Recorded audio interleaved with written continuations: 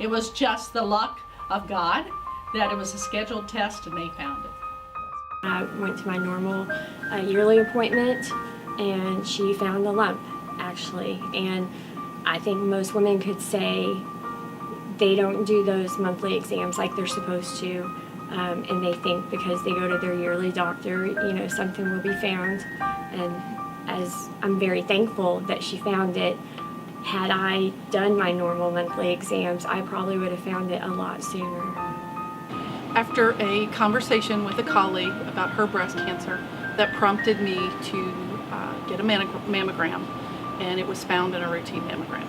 It's a tough conversation to have, even if you know it's coming. And so when I first had the mammogram, and I'd gone, again, like I said, regular mammograms, and I'd gone to Floyd Memorial for the mammogram this time, and they had the 3D mammography. And I said, let me do that. And they said, well, it costs an extra $40. I said, that's okay. And so I did the 3D mammogram, and that's when they caught it. My greatest support system would be my family inside my own house. And my husband and my boys were very supportive, still are very supportive. My church, and then of course work. I have a great work family as well. One is a plan, so I have a personal plan of how to attack it. The other was the doctors that understood what I needed and my time frame that I needed it in.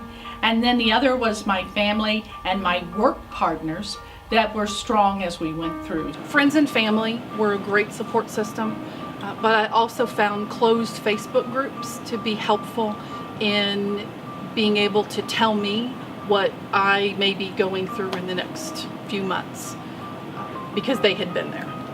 You find out so-and-so and so-and-so knows somebody that has breast cancer, and so-and-so's sister and so-and-so's mother. So that gave me strength just to talk to somebody that's been through it before and see where they are now.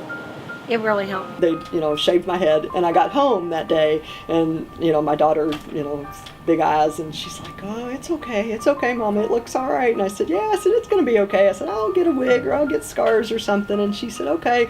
And about the time Lonnie walks in, and he's bald. And I looked over and I said, you're bald. And he goes, you are too.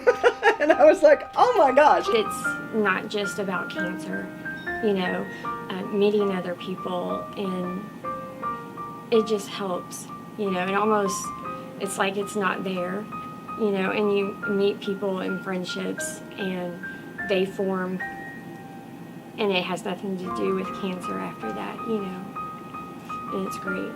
You have to go through the journey the way you need to go through it. For me, I feel empowered knowing what was going to happen. I felt empowered with information.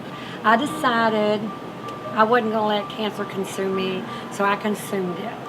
I really feel like I lived life to the fullest. I got involved. Some people don't want to get involved as much as I do. I got the Gildas, I got my pink Pilates, I got my Dragon Boat team. I've got Philly blankets, where we make blankets once a month to give to people that have been through it.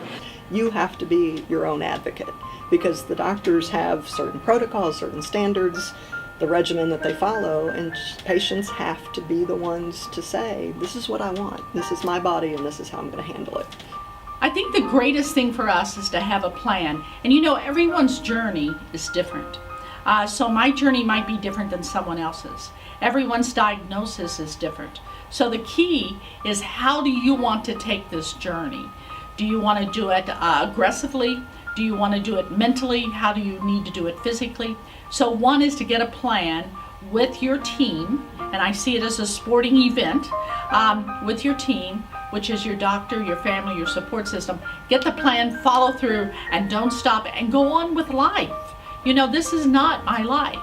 My life is my community, my life is my work, and my family. This is just something that has to fit in.